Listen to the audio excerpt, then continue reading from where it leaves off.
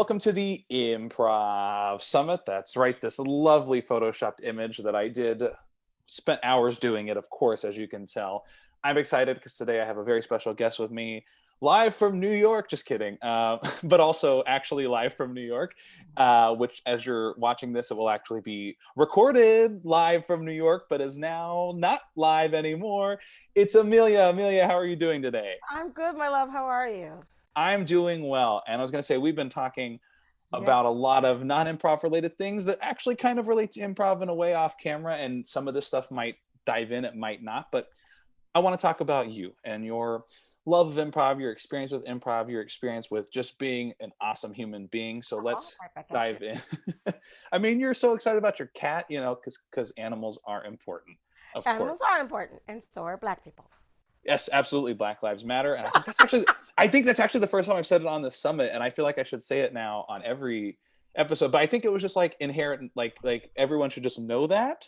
Uh, That's okay. I'm not the only one that had that moment. Because, like, here's my thing. When people said Black Lives Matter, I was like, yeah. And then when I saw people going like, nah, that's a revolutionary thing.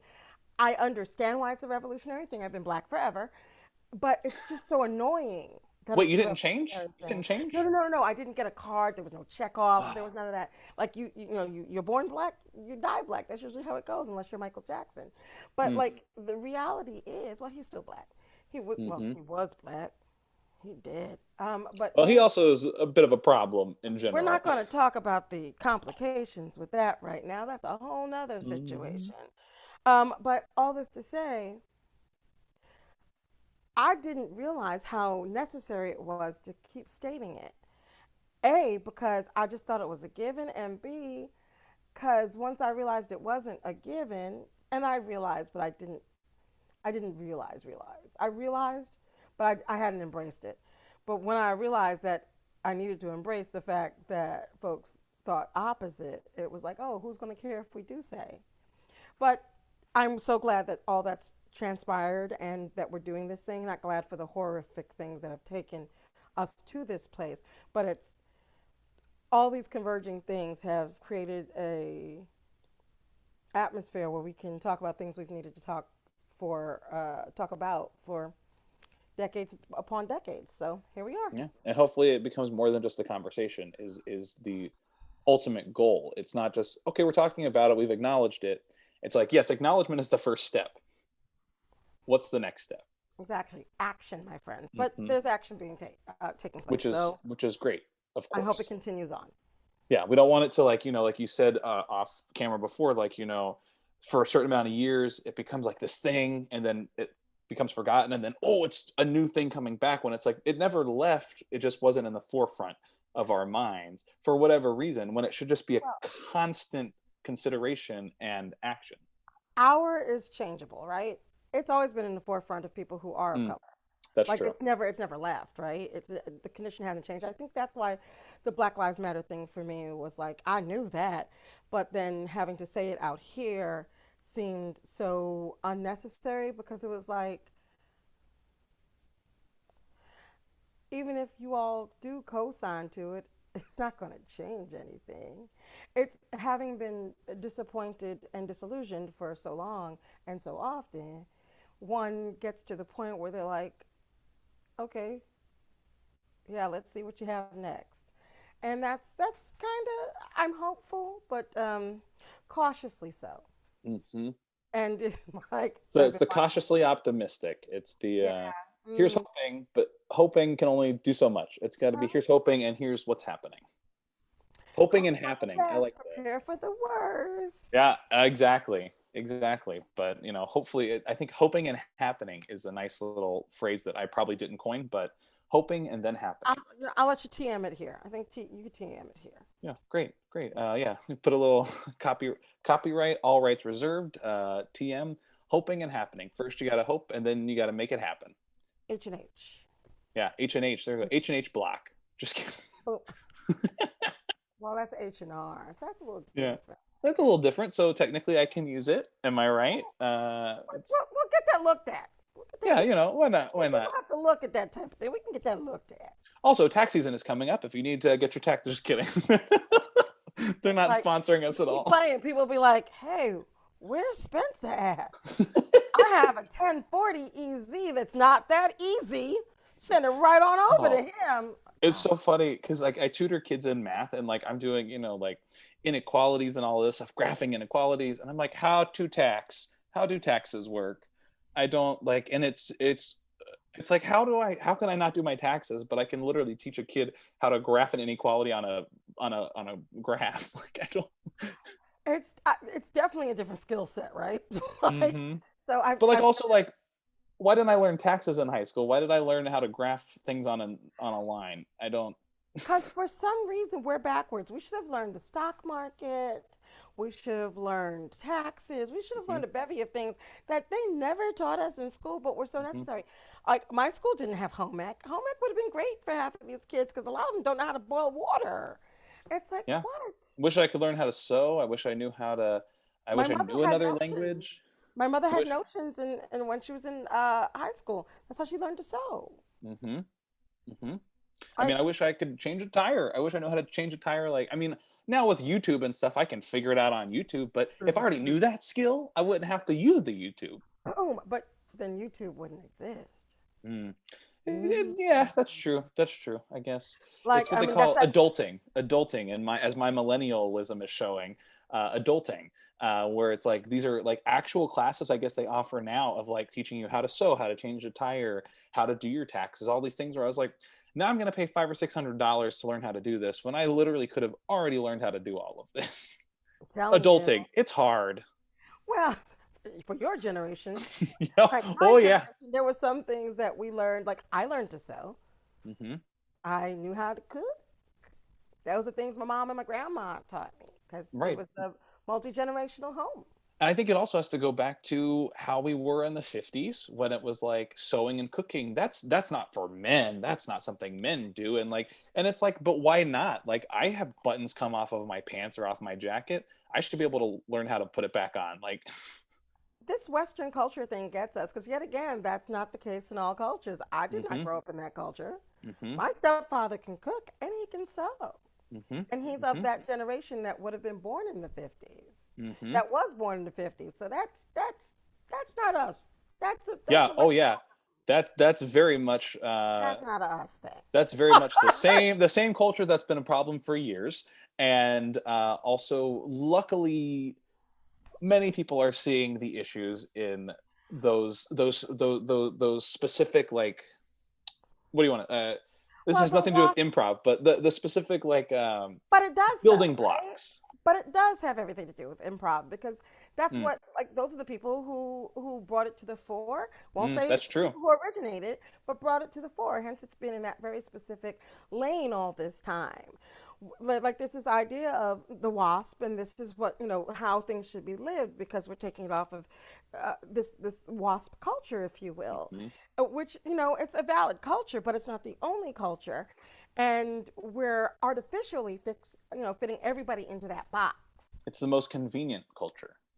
No, it's the culture that's in charge.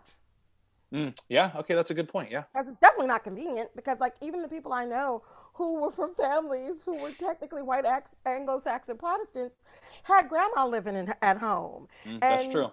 or dad didn't work but mom worked. Or like I know them who didn't fit into that. So it's this artificial thing given to you because somebody decided because today is Monday, I'm gonna do this thing, and it doesn't make sense. And it's not workable, but everyone tries to achieve it and is miserable trying to achieve it. That makes perfect sense. I'm glad you called it out. Oh, because it is because it I am is that girl. It's I always know. that day.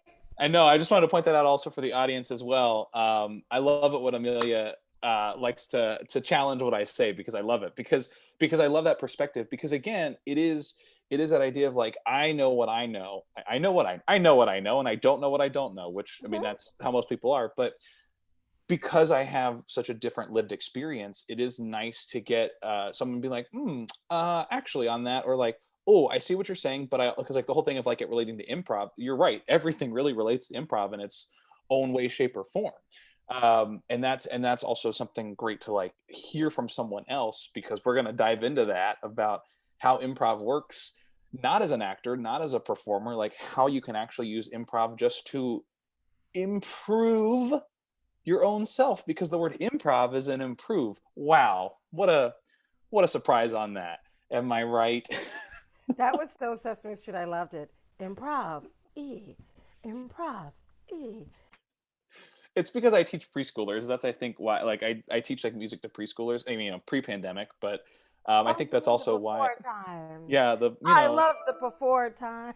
when I could like talk to people in person and like, but it's great because like you're in New York, I'm in LA, so You're we right. actually are able to have this conversation that I don't know if I would have ever done. The Improv Summit had we just been running around driving our cars in LA all the time for 6 hours a day because that's how we get around in LA. Well, maybe smog is down now. I don't. Oh, I'm trying to find. oh yeah, Air it quality was must be much improved. the smog has been a lot better, except for it was like 4th of July. All of a sudden, even though fireworks are illegal in California, somehow that became the very next day. It was like the worst it's ever been because so many fireworks were just going off that the air quality was so bad that, and you could like smell it, you could see it, you could feel it. You know, when you can like feel the air quality. Yeah, where it feels sticky, where it like Yeah, it's tangible, you could cut through. it's like I could swallow it without like swallowing it. It was rough. It was rough that day, and we're like we're doing so well, and then we got like California itself that day was like worse than the entire world. Oh Just like Lord. Oh. Well, I mean, but think about it. People ain't got nothing to do. What? mhm. They're like, oh, this is fun. Fire. And fire Oh, is such a primordial thing that we're all like, fire, uh-huh. good. Yeah. Oh yeah, it's true. It goes way back to not Stone Age. Yeah, Stone Age. Yeah, when Yeah. cavemen, Yeah. cave people were Cave around. person. I don't know. Like, yes, yes. It's something that's, I think, in our marrow, that this fascination with fire and how we live with it Mm-hmm. and how Hmm. powerful it is and that we can harness it It's a or we great think we can harness invention, it. Uh, but yeah, I mean, for yeah, the time, I guess. yeah. I mean, I'm like, is it an invention or a discovery? I guess that's true. I guess it'd be more of a discovery because unless Because someone goes, fire "Here's existed without fire," us.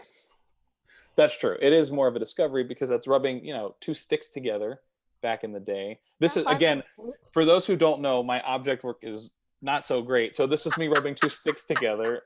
Because you, for those who haven't seen the original first few episodes, every time I'm like, I'll type it in the chat. I have a computer that's like up here, and I don't know Everyone how. does. That's the international sign for typing. Like everyone knows that. Like And I was doing, like yeah, everyone does that. No, who's used we a did real phone in the last 20 years? No one. But this is call me. we No did an one's gonna original call me. It's weird. improv set with a team that I'm on, and two people. It was like seven of us. Two people like use this as a phone, and every time I was just watching it. At the very end, the director goes, "Okay, have just a couple of quick notes. The only note I really have is this is not a phone." And we all did it. It was so funny because it's like one person did it, so everyone did it because one, you're yes anding that choice, but two, out of habit, you see what's happening. You're like, oh, everyone's doing that, so that's how I need to do it also. And it's funny that like this is not a phone for those who do improv. It's not. Even when there were phones like that had like the little headset and things. It's like here, like But if it I would be this. It would be, hi, how you doing? What's going on? Blah blah blah blah blah. Yeah, like that doesn't how work. do I But now that it's like a cell phone, hi, what's up? And then it wouldn't even be that. Like, hello, what's up? How's it hmm going? just put on your Bluetooth Yeah, it's like, with the hey, two what's up? fingers, What's going on? like Oh, so secret one security. finger kind of girl. I'm like, it's just like, hey, hello, hello. Yeah, Like, I'm not cool enough for the two finger. The two finger makes me think Disney. So I'm just yeah, like, uh-huh. Or like and then like the airlines, what is it? They have to like they or it's Disney can't use two fingers because it's like inappropriate or rude something. to So point. yeah, it's rude to point, so that's why they So use the it's two two fingers. fingers. Yeah. I'm like, if you're telling me to get out of the way of something dangerous, I don't give a dang. Yeah, just tell me to move. Like yell at Scream, me. push me. I'm okay with it. Yeah. Like, ma'am, I don't want. No, you get me out the way of danger. That's what I Like, do with improv scenes too, is like people are like, you don't get out like much. You're just like not jumping in. I'm like, it's because my brain is so analytically minded that I'm thinking, on the left side of like, oh, I could bring this character back. Oh, I could place this person in this situation. Oh, this whole theme seems to be like this or whatever, which it's a little bit of thinking, but I'm not thinking about the on stage part. And people are like, I'm like, just pull me on stage. If you pull me on stage to do a scene, I'll do it. I'm just like, I'm not like just pull me, just like literally grab my arm and pull me on stage. I get it. It's fine. So it's like one of those things where I'm like, cause I'm so focused on like I'm like trying to figure out the edit. I'm trying to figure out like, oh, okay, we're on the third beat of our Herald. So I got to bring it. Like, I'm so focused on those things that I'm not focused on like getting out on stage. See, it's okay. So I think of it as jump rope, right? Where you're I waiting love for jump rope. when the rope will just come and get you. But I was never good at jumping rope. Oh, So I it's that can't. moment of okay. So I just jump in. Like I just jump in where I think it's like, okay, there's a beat there. I'm gonna jump in on this beat to raise the stakes or to Hmm. keep this issue. And then I always have the idea in my head that either I'm going in to be a support character, do my job and get out, or I'll do a Canadian cross. So it's like, hey, I'm adding to the flavor of the scene. But for some reason, I always get sucked in. I have a harder time getting back off than I do getting on. Because I do wait for the rope. I wait for the Hmm. rope to go so I could jump in. But then I try to jump out and like I get hit by the rope, yo. Just Hmm. but no, it's not easy because like Hmm. things change. That's why improv is amazing because it allows for change to be positive. Mm. Because like yes, because what we're doing right now, having a conversation, is improv, and we're listening to each other and yes, ending each other's things or amending it. Because once you are more skilled in the improv, you can but and you can or or you can use other things. It doesn't have to always be yes and for safety on stage, you need to be able to say no as well. You can Hmm. do all these things once you are actually really dealing with the reality that improv is basically taking life and putting it on stage. And in life, if somebody said, let me kick you in the head, you wouldn't go, yeah, please. You'd say, Hmm. I don't see the point to that one. Hmm. Let's try this. You did something that was rational, not unless you're like it depends on where you're going with it. But that was a really weird example. But No, and it makes sense because I've had this thing too where it's like as a character, it's a difference between a character saying no and an improviser saying no, which I mm-hmm. think is a great thing that you brought up because it's like if it's like, oh, oh, Susie, stop bugging me. You're such a annoying little person, girl, whatever. That's a not good, whatever. I kind of loved it. So it's like, but like as a character, I'm saying no, which actually means I'm saying like, please keep annoying me in this scene because like maybe that's what it is. But if I go, seriously, you need to stop. I'm very uncomfortable of you being in my space or whatever. There's a difference between you understanding as a character a no and an improviser as a no. And I think for the most part, there's a pretty clear distinction on stage as to which one you're hearing. And if you're not sure, it's always good to say, what I'm hearing is, or like saying Mm. something where you clarify or get that certain kind of like consent to keep doing the thing or to stop doing the thing if you're not sure And you can before do you that make in a character. choice. And you can Hmm. do that in character, right? Hmm. Like it's not as if like if it's like, that your character is like, yeah, you're being a stupid little person. I'm being a stupid little person, so I'll keep being a stupid little person because that's what you deserve. Stupid, stupid, stupid, stupid. And you have to be able to gauge it. But yet again, it's about the moment before. Hmm. What has been established by these characters as to what their relationship looks like? Can you tell that? Is it clear that this is a pattern? Hmm. And you can get that clarity, right? Where it's like, stop being a little person. I'm just doing what I always do. How could you say that's being stupid, Bob? Like, whatever it is, you can get that clarification in the scene, in the character. And yes, there is the moment where the improviser's like, this is not okay. But yet again, it's a very nuanced moment where you got to, if a character in a scene has given you a very clear boundary, you need to observe that. Hmm. Because if the offer's been given and the offer has been pushed back upon, then it's the character's choice. should be the character's choice to take another way, because doing the same thing over and over again and expecting different outcomes is the definition of insanity. Mm-hmm. And I would say forward moving improv is not insane. It's about making things work. So if you've offered it this way and you've offered it the same way and then you've offered it the same way and it's been turned down all the times, you then offer it a different way Mm-hmm. or offer something different. It's kind of, no, it's not kind of, it's asking people to make that leap, Mm-hmm. to be that aware, and then take that outside into the world, because Mm-hmm. that will help things happen, right? That'll It help made things me, progress positively. yeah, it made me even think of like if I was to come in with initiation of like, all right, here at whatever, a place, I accept only high fives, only handshakes, and only pats on the back. Anything else is absolutely not appreciated, or like Ooh. whatever, like And then something like, and like yeah. that's like, and it's like, and then again, if it's like a team that I know really well, I know that they would know like it's okay to like, you know, I don't know, take my glasses off, because I'll be like, wait a second, I said no taking off glasses, only handshakes, high fives, and pats on the back. If it's a team that I don't know, then they're going to hear that and hopefully go, okay, those are the things he's okay with as far as physical touch or whatever. And I think that, and again, if it's not clear, it's like, okay, you said high fives, handshakes, and da da da. What about pulling off glasses? Nope, nope, we don't do that here, we don't. And like, so it's like that sets that boundary in character like you're talking about. And I think that was a terrible example too, but Well, no, it makes sense because it's about consent, right. right? Because when you said high fives, high fives, Handshakes and pats on the back, it's like my handshakes, new and pats on the biography. and then you go, so, dude, I hear you. Handshakes, high fives, pats on the back. But here's the thing, though. Socially distanced, COVID. So I'll trade you a handshake for a fist bump, a high five for an elbow yas, and pat on the back for a yo, bruh, from 6 feet away. We good, we good, we good. Like, it's that moment of having the Hmm. negotiation, because everything in life is a negotiation as well. And I was like, those are even better because it involves less physical touch. I was like, I like those even more. And The then your fist bump. character gets the opportunity to say that, Uh-huh. or to say, but dude, the energy's not going to flow. No, no, no.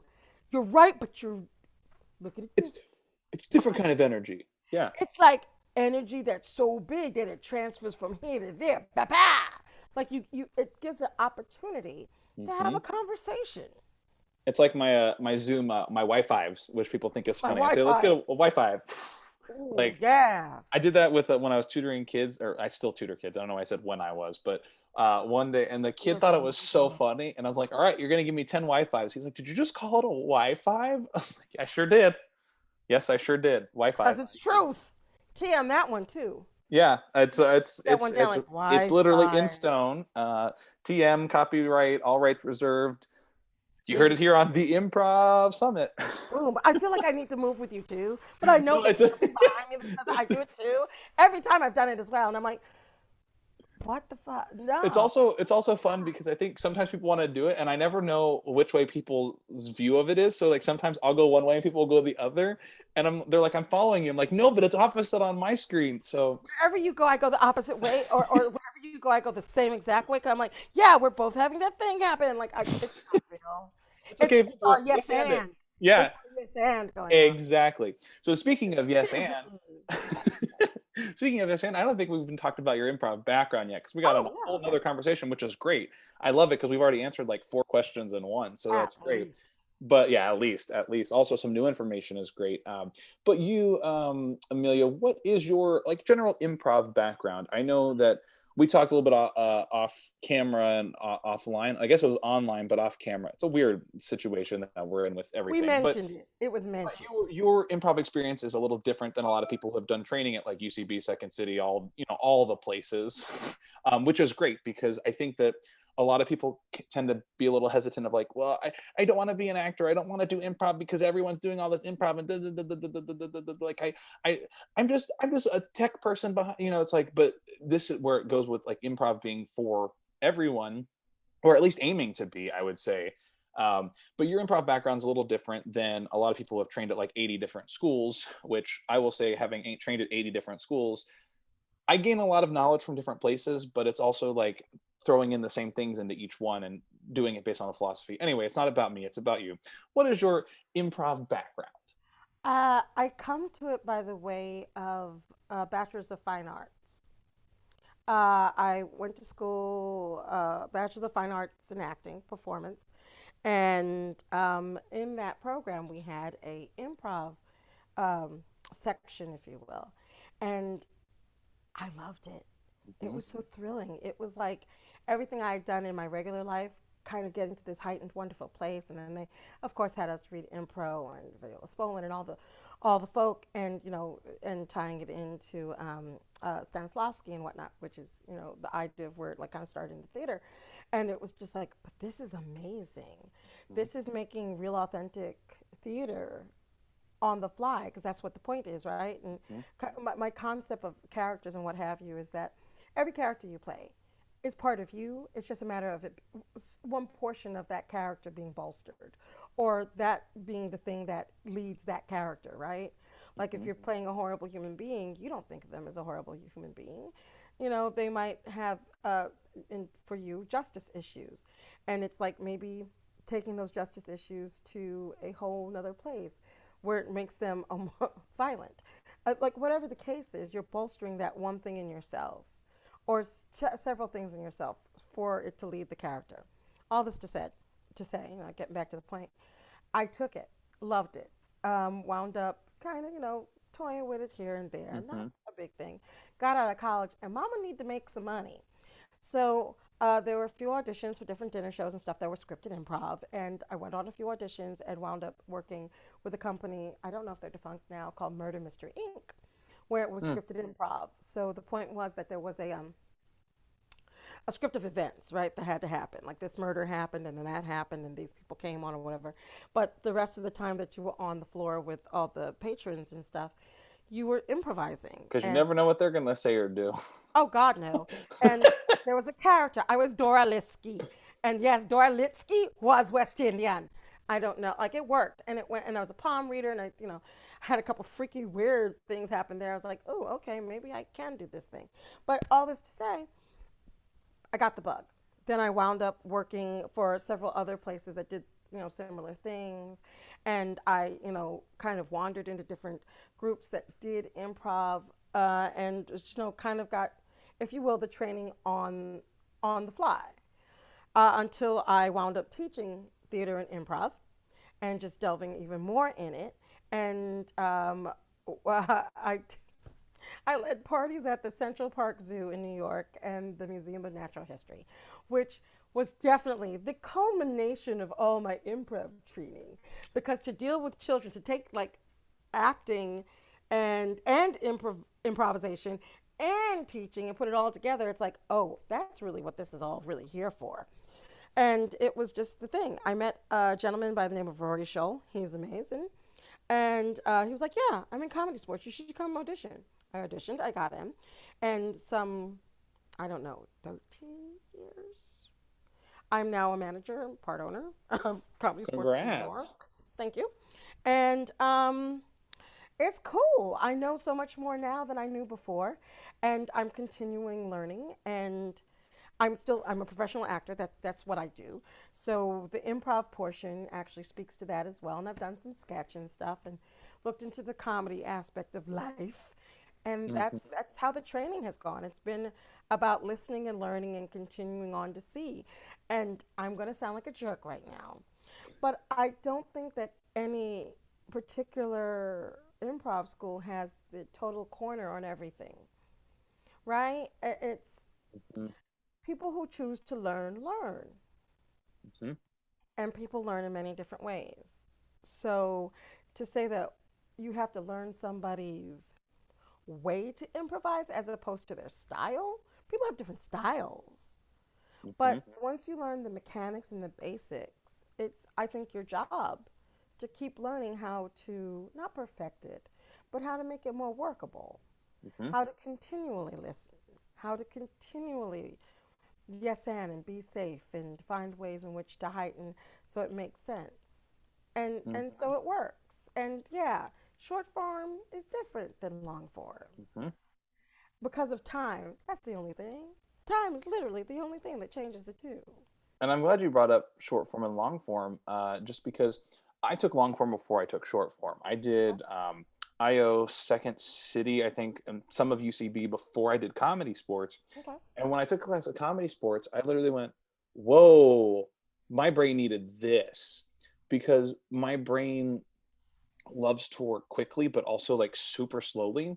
But I think I have a habit of going tangentially. Like I just like am like, let me talk about the thing till I get to the idea that I'm trying to go for. And with short form, I don't have that time. I have to like get to the point and get it out, Mm-hmm. which is great, but it's also like high energy and it's family friendly, which is another thing that I learned teaching kids. It's great for them to be able to see me do family friendly improv.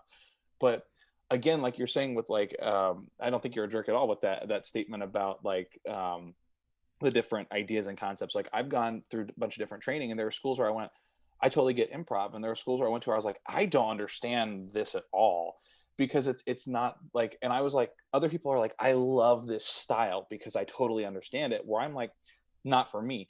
But that's what makes it great about different styles in different places is a lot of people can find what works for them. Like comedy sports as a short form worked for me. I get that. IO, really great. Second City is great for like the sketch thing. I think I'm more of improv than sketch. UCB is heavy on game, which I think is very heady, and my analytical brain should really love it. But it sometimes gets a little too much in the way of my being able to creatively improvise. But I think they all have had benefits for me to understand how I think in improv and where I fit in improv as far as all of that works.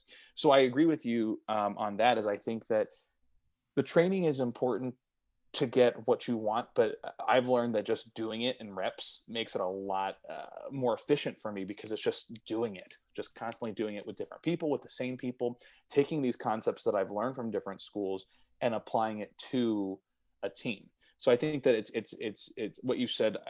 I'm kind of like agreeing with you, but expanding on it, but also like saying exactly what you said. So thank you is what I'm saying. I think it's a great point. You also brought up a really important part, right? The portion about being comfortable. If you are not comfortable, if you don't feel you can be your true, authentic self, whether that be, I personally, I'm of color. If you don't feel you can be black in this space, if you don't feel you can be a woman in this space, if you don't feel you can be uh, um, disabled in this space, if you don't feel that you can be queer in that space, if you don't feel that you can be a multitude of fat in that space, if you don't feel you can be any of those things in that space, I don't give a damn what training they have. Let them know. Because there's no reason that we should create a toxic environment where people cannot be. Because I bet my bottom dollar that whoever you are, there's somebody in that audience who's who you are and needs to be able to see that on stage to be able to allow them to maybe find improv as a voice and an outlet. But in addition, they need to know that they're not doing what they should do, in my opinion, which is to create a space where people can create. You can't have a space of creation if people are guarded. And if they don't wish to take that on, peace, get out of there. It's not the place you need to be. I don't give a dang what their name is. Be they a, top this or top that or what, doesn't matter. If you are not being treated well and they're messing with your process, you take your tail somewhere else. I'm not saying don't speak to them, but if they're not hearing, you got to go. Mm-hmm. And that's the thing I think also people new to improvisation need to realize being treated bad is not part of it. Like that, Mm-hmm. you don't have to take lumps. That's not how this works. It Mm-hmm. shouldn't be how it works because you don't get anything that way. Mm-hmm. And it's also the idea of like, and I've mentioned this before on a couple of these summits, is like, if like there's like programs. So like if you're taking classes at XYZ school, and it's like there's 6 levels, and you go into like level 1 and you're like, I'm nervous, I don't know, and like maybe you kind of liked it, but you didn't love it. Then you take level 2 to kind of gauge it, but you're like, I'm just not feeling this. like it could be one of a couple things. One is you're just not into improv, which I generally would say is not necessarily the first thought I would have, but it's more of maybe it's the training, maybe it's the teacher, maybe try a different school and see if that is maybe where you feel like it fits. So going off of that, if it's not the most exhilarating or comfortable place, like maybe that's not for you. Maybe it's not improv. Maybe it's just the school itself or that philosophy. But then if you keep going through and you're like, I just don't like improv, that's also okay.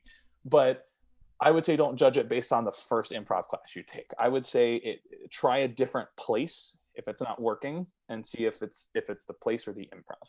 If that makes sense. I think it makes sense. No, it makes perfect sense. I mean, you have to, culture is important, right? Hmm. Whatever culture is being established at the training place you're at is the way in which you're going to receive the information. And very often, information can be tainted by the way it's being delivered. Hmm. So, I mean, it takes a lot of self discovery, I guess. I mean, or you have to be clear about what you are willing to do and what you're not willing to do. Hmm. I think in life, right? So you can Hmm. go, hey, every time I come into this class, my entire body gets tense. That's not good. Why is that happening? Huh, self? Why is that happening? Oh, it's because every time I come in this room, I'm afraid of student number 7 hitting me like they hit me last time in a scene. I didn't like that, but I didn't say anything. I And it can't say hasn't and it now. hasn't been called out by the teacher or anything either. That's another thing to also be aware of is if it's not being called out, that's another issue. And I don't feel safe, but I can't say anything now because it's been too long. First of all, never too long, never too long. Let that go. And second thing is, and also if you do approach the person who's the authority in the room, and they do nothing, that's not a safe place, and you need to let whomever else know that that might not be a safe place. I'm not saying that's always the case of why you're not feeling comfortable. Sometimes it's just like I don't like this dude. Or I don't like these people in this class. Sometimes that happens. I have been to places where I'm like, nope.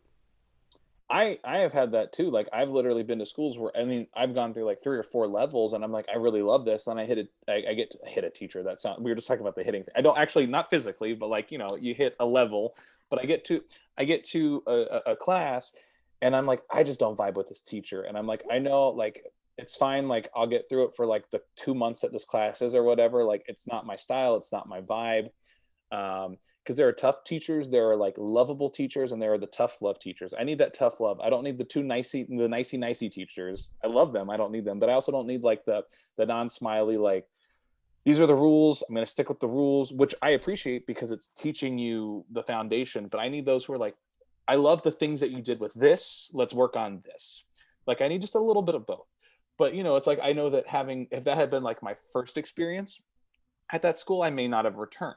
But knowing that it was like level 3 or 4 or whatever, I was like, this isn't how it always is. It's just, it's like for me, that's, and other people, were like, I love this teacher. And I was like, that's fine. That's great. People mesh with different kinds of brains and kinds of teaching. And like I said, there's like tough teachers, there's lovable teachers, there's tough love teachers. Some people really just need all the coddling they can get. Some people are like, nah, put me to work. Let me have that challenge. And other people are like me, where I'm like, I need a little of both. I need the challenge, but I also need someone to say I did something good.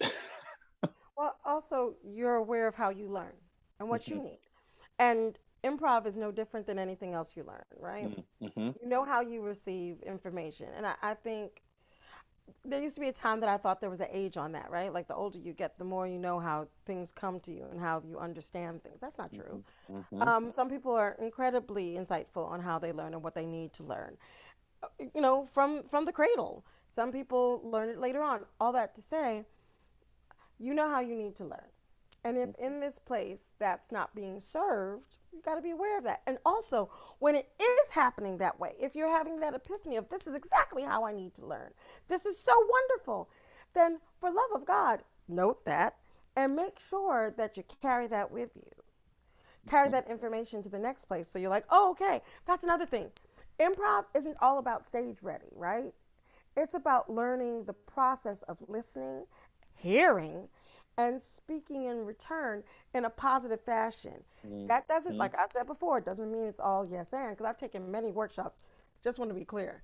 I haven't gone into any formal training program since college, which was some moons ago. But I have taken workshops and stuff. It's not like I'm like, no, I know everything about improv now. No, it's not that. I'm, continuing to learn Hmm. and take workshops and whatnot and see what other people have to offer. But to say that I've been through another training program, no, I have not. Just wanted to be fully clear Right. on that. And again, it is that idea of like we were talking about, like you don't necessarily need a specific training program, but learning about how improv works and it's like continuing education for any job that you do. It's like like for me, I'm actually a board certified music therapist. It's not that Oh, I need to like learn how to do my job, but I need to learn how trends are changing in the industry and how I can continue to keep my skills fresh and new and exciting. And I think that that's kind of the same way with improv. It's like thinking of it as, okay, I'm an improviser, but what's my continuing education, which is the idea of the training and the workshops and all of that, or like watching shows, watching improvisers, seeing and hearing and feeling what different people are doing is what it's going to help with continuing education. of course. Like, I mean, but that's the case with any profession. Hmm. And people, you can have improv as a profession. It's a Hmm. thing. It can Hmm. happen. It And really what's even a mind trip is even professional improvisers who does their job also need continuing education to keep their improv profession. It's whoa, brain mind blowing. we never stop learning. So that's also another thing. Yeah, oh, you just hit on the thing. There is no prescribed way to do this, right? Some people might like some people, Spencer, you go into a training class. You love that. That's obviously a gig of yours. I've never liked taking classes. Like Hmm. I'm just that kid. It's okay. What I like to do is practice, if that makes any sense. Hmm. Like, well, how do I put it? I don't like showing up every week. But if it's like show up every month or whatever for 3 hours and be intense and stuff, love that stuff. And it should be different all the time because I get bored real quick. I Hmm. have the attention span of a sugared up 2 year old. Like it's bad. It's like Hmm. Yeah, I'm the same. I'm so it's like like 2 hours is enough. The 3 hour classes, I'm like I can do it, but oh, I can it's do three if it's really compelling. yeah. I can do 3 or 4 if it's compelling. I can even do a whole day of classes if it's really compelling. But you lose me and then I'm gone. Hmm. You can't get me Hmm. back. I'm just like, but Hmm. yeah, it's to say that is lawyers graduate from law school. They take their bar and then they have to take CLEs, continuing education credits.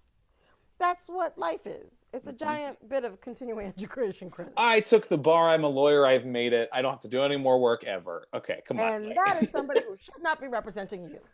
It's like, Because no, again, thank you. every time they represent a client, they're still furthering their education by like I would say learning, but like doing their research and learning like how can I help this client? How can I support this client? Maybe Yeah, I took the I don't wrong. know how lawyers work. I'm about to say maybe I took the wrong profession because most lawyers, once they get to a point, they're not doing their own research. They're not doing their own research. I, you It's know, your legal the assistant. movies, they like I've look for the been a big legal books. assistant. I'm telling you. Well, no, my lawyer was doing all his stuff himself, but for the But most again, part. it's at the end of the day, again, that's what continuing educations feel like too. It's like, once you've been a lawyer for 20, 30 years, you don't have to go back and look at every rule, you like, I know this, I No, know this. And it's like statute 226. Let me go check out what that is real quick. But like, the other 225 statutes, because there's exactly. only Or you're 226 statutes in all of the law book. sometimes it feels that way. Yeah. Only Well, I'm sorry. 226. I'm sorry. I'm going to take it down a path it doesn't need to be. So, No, it's all good. yes, improv is improv is life. Improv is daily. Embrace it. It's a real thing. It needs to be handled daily and with honesty and forward motion. It is not about right or wrong. It is about what works and doesn't work. And if Hmm. it's working, that means it's moving forward. If it's not working, that means it's stalled, like any Hmm. vehicle. So, it's constantly about keeping it moving forward. Which leads me into actually a great, wonderful segue into the next question. Look at that. Are and I'm very excited because usually I'm just like, on another note, this is completely unrelated, but this one actually relates. Speaking of improv is life, Okay. are there any elements of improv, and we've touched on it a little bit, but any elements of improv that you use in your daily life that are completely unrelated to the performing aspect of your daily life? Listening, the listening and capturing, right? Very often when I do some uh, moderating or leading in conversations around diversity, equity, and inclusion. I've been doing more so. And what has been invaluable has been able to listen to another human being and then say, what I heard is, and restate it. Because as an improviser, you know, an improviser is life, you're taking in and you're digesting. On stage, we feed back what your offer is by acting upon it. But in a conversation, it's sometimes a little bit more difficult to do so. So sometimes you just have to state it. There's nothing wrong with stating it. Going, well, what I heard was, is that so? And moving on. Like that communication portion has been everything. It's like, Uh-huh. it's what I've dedicated myself to. And that person, if you're clarifying, they're going to thank you for clarifying or be excited that you clarified, because if you're saying that's what I'm hearing, is that correct? Either it's a yes or it's no, it's more of this. No one's going to say, yeah, oh yeah, I think that's what, like, they're not going to be shy about saying that's not. And you, as someone who's trying to clarify, is not going to be like, oh, well, that's what I heard. Like, you're not going to do that. You're going to be like, thank you for clarifying for me that I am not being clear on what you're asking. And so it's this thing of like, we want to make sure, as someone who's a moderator, you want to make sure that you're taking care of the person who is speaking. And you're not, and again, that's what great moderators do, is they don't take anything personally. They're not like, oh, these people, oh. It's like great, this is what I'm hearing. Is that so? Like you said, if they say no, you're like, okay, great, let's rephrase it, or let me see if I can rephrase it, or would you like to clarify or expand upon, or all these words that seem like very simple things, but it actually is like, oh, they are listening to what I'm saying because they're trying to understand what I'm trying to say. And as someone who's a Capricorn who cannot explain what he wants to say most of the time, I have a very hard time. Like in my brain, I'm like, this makes perfect sense. Then I say it out loud and people are like, what? And I'm like, no, no, no. I'm not mad at you. I'm mad at myself because you can't read my mind. But I do that a lot. And so I think that it's a great thing of like listening, as you said, it's listening and then discovering a way of clarifying if needed. And that's when you get into like this whole thing we were talking about before of like, I'm hearing you saying yes to this thing, is that correct? Or I'm hearing you're saying no to high fives, is that correct? And then and you can state it in the exact same way or in a different way, in the character way or whatever, but it all leads back to that listening and making sure that people feel safe and comfortable in improv scenes. Well, it's our well in life, right? Mm-hmm. Like That if you're true. having another human interaction, you should make sure that you're on the same wavelength. Mm-hmm. If the person is cogent and workable, they'll be able to tell you. And if not, you also know where you stand. So it's important to have that scope to know what's going on out here. So Mm-hmm. you're not just putting your foot in your mouth or making somebody really unhappy or causing problems that you don't need to have. Mm-hmm. It's true. It's true. Which actually kind of leads me into another question. I love how this is Look like at me going. segwagging. Oh, I'm Is feeling good I about it. I love it. So we have this idea of like listening that you can use in and out of daily life, whether or not it's improv. Which I think I've kind of coined this improv term, even though I know it's not a coined term, of heightened listening, where it's not just an active listening and it's not just a listening, but improvisers tend to have this like heightened sense of listening where it's like you're hypersensitive to what people are not sensitive, hypersensitive. You know what I mean? It's just a hyper. This is my Capricorn brain now going of like, I know what I'm saying, but I don't know if anyone else is saying it. And I try to be like, that's when I think you've heard me say it a couple times. Does that make sense? When I ask that, it's like, yeah, I'm like, that's my Capricorn brain going, I think this makes sense, but I'm asking you if what I said makes sense, I but I was think it raised by did. one of you people. My mother's a Capricorn, and The happy sad thing. belated birthday. Oh, yes. Thank And I'm you. like, Capricorn, yep. Yeah, We'll thank you. pick up Yeah. January 10th was the 30th, the big my old mother's 30th the in fourth. quarantine. Oh, Oh, nice. congratulations. Thanks. I made it to 30. Ooh, let's get, here's to another decade. um, It gets but easier. yeah. Oh, I'm sure after like 30, you're kind of like, well, I'm getting older at this point, whatever.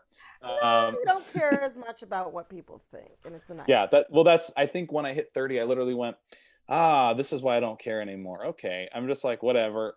That's like when I hit. I was like, And the next nothing one phases just me. as fine. You just, over time, you just care less and less about people's opinions, Hmm. and you just try to do what's right that you view as right. Hmm. It's a But good.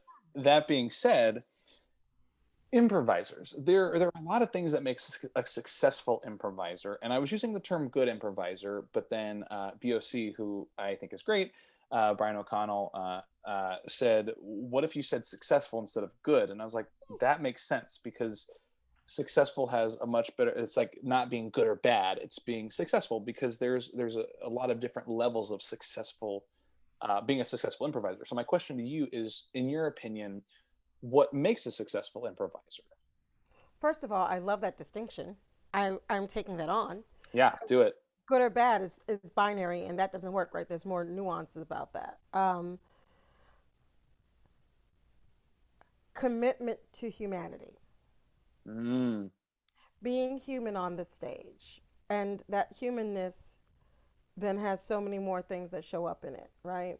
I love There's it. care, there's sympathy, there's empathy, there's understanding, there's ability to hear, there's love in it, Hmm. right? It's a loving act, right? To create is a love. Mm, And I'm not trying to be granola crunchy and like ring bells and be weird, but the reality is you have to be your most human, authentic self when improvising to create that safe, nurturing space to create magic. We are literally creating magic. hmm. There are improv scenes. My first musical improv scene that I did, I hadn't done musical improv prior. I didn't really think myself much of a singer, blah, blah, blah, blah, blah, blah. And I did this scene with this gentleman, and it was magic. The listening was amazing. It was just magic. Hmm. And that magic hooked me to do it a million times again. It was the humanness, it was the kindness he expressed on that stage. And I I'm love still that. in it now. And this is not even quite as exciting as that, but Mm. there's this thing, there's like this saying in improv that says play to the height of your intelligence. And I think that as characters, that's one thing, but like you're saying, with the humanity of being just a kind person who is willing to support and willing to give and willing to guide and is willing to learn, like, and in that scene you can feel that energy, and you can feel when it's someone who is like genuinely like, this is our scene versus this is my scene and you're in it. And I think that that's what I love too, is that idea of like, I want you to look good, I want to look good, but we're going to look good together. I'm not going to make myself look better than you. I'm not going to make myself look good and not worry about you. You are part of my team. We are one in this scene. We are this. And I love that idea of like being a kind, giving person in the scene. I mean, really, those are the people I like to play with more. I mean, people can be funny, people can be good at improv, but if you're willing to collaborate and be a team player and like be a person who loves the craft of improv, for the fact that you get to hang out with really cool people, that's generally a better conglomeration. I'm trying to think of words. I say words a lot on this show, and I say literally words. The conglomeration, smorgasbord of actual information, and that's what I think makes it actual information, whatever. The emotion, the point is, I'm a Capricorn. uh, You're good. You're good. I get you. I mean, yeah, this is first of where I all, get I fully tangential. get you. I fully get you. That's the first thing. I fully get you. And the reality, when you can step past looking good or looking bad and you can just be. That Mm, sounds like some Dalai Lama stuff, but it is true. When you're just being, not worried about who's watching, not worried about hitting the next beat, because mhm, all those considerations that you're making, all those things that you're doing, all those calculations very often take you out of a thing mhm, and don't allow for the magic. Now, when you're playing Jenga, there's that base at the bottom, right? You have to be assured that that bass is sound so you can then poke little holes elsewhere and Mhm. play with it. Well, and you are assured that that's there because you can see the bass. It's the same thing with improv. You have the bass, you know the rules, Mhm. you know how it works. Now you can poke little holes and make things happen and Mhm. just be. Mhm. Just And be. I love that because I will tell you one of the moments that I felt like I literally was just being on stage. It was a callback for an improv show that I did. I got it. It was the third time I auditioned for it. Finally got it. I got called back every year, but I finally got it, and I was like, oh, good. But it was Foursquare, and my first thought in my mind was, oh, scenic games. I'm not so great with these. But I immediately got rid of that because I was like, the second I start to discount my ability as an improviser, it's going to show. And so I went, you know what? It's not my strongest game, but let me use my strongest elements of my own improv skills to help guide me in that scene. And I know that when I say words, as we've seen, Words, words, words. I'm just like words. So I went, you know what? I'm going to make a big physical choice. I don't always make big physical choices, but I'm going to do that because it doesn't require me to say words. And so the suggestion was like judge, I think, or lawyer. It was something which actually kind of relates to what we were talking about before, but it was like a judge or a lawyer or something. And it was my turn to go with my scene partner, who I actually knew. I knew already, and I've played with that person. Oh, And I was great. like, oh, this will be great. Like I know that she's going to support everything I do, regardless. And I just went, you know what? And I just went and laid down on the ground and like did like this with my arms and like kicked my legs around. And that was the suggestion with Judge. And I just did that. I was just like, oh. And she literally goes, sir, I know it's been a long day, but you have to get back out there and do your cases. And Ah! my response, I literally went, oh, but I don't want to. I just need 5 more minutes. And it was this funny scene of me being like this high status type character who's actually presenting a much lower status because of the way he's whining about things. But it was such a great me making a physical choice, and that first line that she said, I was like, I was not ever going to think that. But the way she said it, I was like, oh, this is an opportunity for me to play up this me laying on the ground, and it allowed me to just be in the moment and just be in that scene like you're talking about. And I got it. I got cast in it, and I was like, that's one of those moments I will look back on because I wasn't thinking during that scene. I just went, I'm going to do this thing. Someone said something, and I went, oh yeah, I know what I can do. This is great. And it worked out so well because the pressure was off and I was just there. I was just being. And that was the generosity, right? Like Mm-hmm. you both were generous. Words, We were words, words, generous. words. Yeah. I generous, we generous, we generous. Um, you were both generous with your spirits, right? You made this. There's nothing better than a big assertive offer. You're Mm-hmm. on the floor flailing about. It's like, come on, Judge, you gotta get up. You gotta go Mm-hmm. back. There's a whole docket. Come on, let's go. Mm-hmm. Like that gives you something. That's something you Mm-hmm. can go with, as opposed to like just kind of sitting there like, even full stillness, right? Even sitting there full stillness, like eyes closed, can be like a offer, but it's a distinct offer. Mm-hmm. That distinct, clear offer made things go, and that's the point. That is definitely the point. Right on, right Mm-hmm. on, right on to all that. I love it, especially in auditions when people want to make themselves look good because they're like, get in Oh, there. And it's like, I almost think that a lot of times, and we don't know how improv auditions are really like calculated, but I also think it'd be like if I was up there, I'd be like, that person just gave that person a strong initiation or they gave them a strong gift. And that's something else I'd be looking at is are people willing to be team players? Are they willing to gift others as well as being a player themselves? And I think that that's also something that needs I to be can considered if tell. it's not.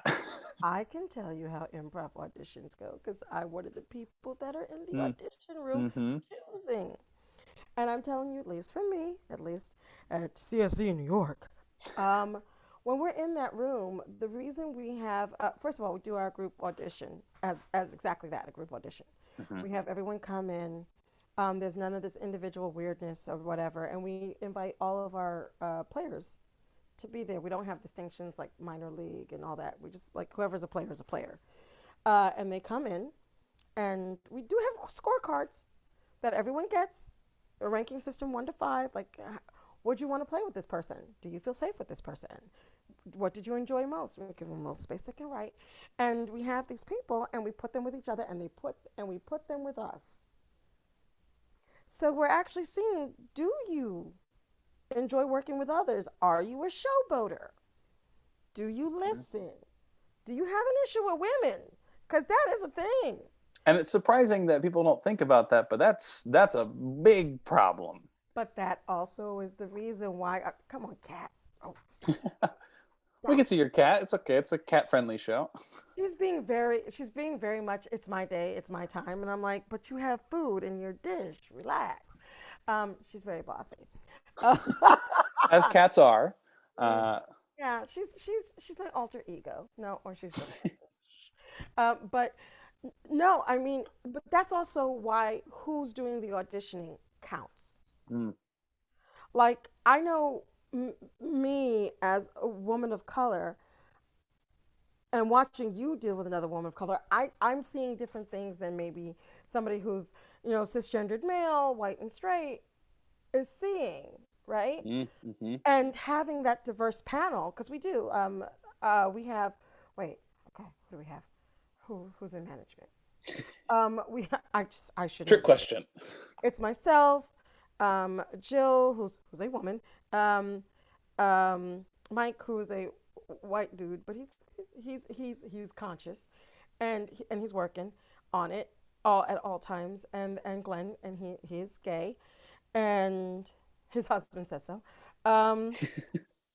and we're the four owners, but then there's we have two player liaisons, one of which is gay, the other is a woman.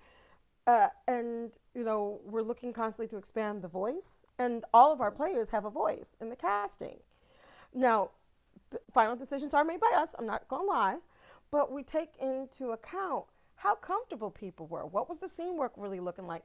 You might have given an amazing audition and been funny as heck, but if 80% of the players are saying, I would want to work with you, they're perceiving something that you're showing.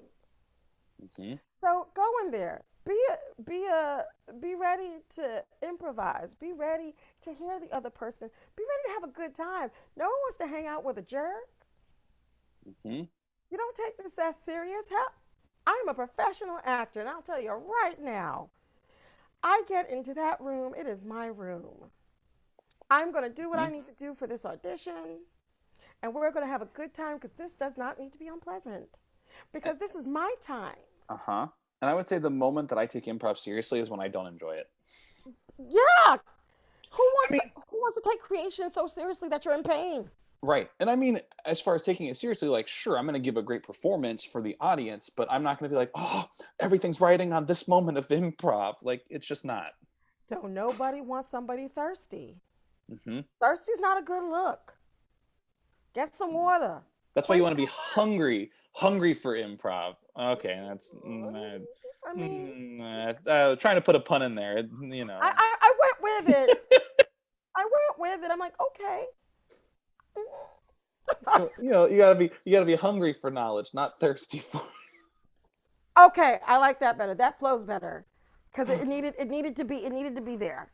Like, it needed to be there. Yeah. Like, the juxtapositions had to be there. I tried so hard to get the pun in there that I neglected the actual context. You can't be thirsty looking when you're hungry for knowledge. Ooh, that was well put. I think that's it. I never have to learn improv again. That's because I'm hungry for knowledge and looking thirsty. No. And make sure you moisturize, because if you're thirsty, 9 out of 10. Oh, my elbows are like. Oh, honey, ash. It's an ash. It's rough. Oh, it's rough. like, because we've been indoors for almost a year. It's like every day I'm like, why is it crackly? Why is it so crackly? Why do I look like this? Why does it look like I have a bag of flour that's my best friend? What? What? Looks like I bathe in flour. Jeez. And it's like mostly like my elbows, a little knees, but it's like definitely the elbows for whatever reason. It's always the elbows. My feet just like, I'm constantly with the cocoa butter and such, because it's a hot crap show. I'm just like, and I just don't put lotion because I don't like the feel of lotion on my elbows. So butters. Oh, okay. Yeah, I'll look into Get some that. cocoa butter, man. Some shea butter. Look Yeah. for those cocoa butter and shea butter stuff because, like, lotion is mostly water, but the butters are oil. So, like, I Interesting. personally, or look on body butters and stuff, things that are thicker that actually layer on, and they usually don't need to be applied as much. Yes, this is a moment of heavily melanated life for me because Black people we talk about these things. We do because we don't want to look ashy. Um, but yeah, like I make a Hmm. mix of my own. Like I buy some shea butter, some cocoa That's butter. awesome. Dude, life is real in these streets. Can't go out there looking like you playing with bags of flour. Yeah. No. That's true. No. I also have this weird, I mean, there's this weird thing. It's like because my dermatologist always says I have darker skin You're because olive. I'm olive. I'm olive because I bleed olive oil. That's the joke because I'm It's Greek. So delicious. yeah, but everyone's like, why do you look like you're sweating all the time? I'm like, I'm glowing. It's the olive oil. Can't you tell?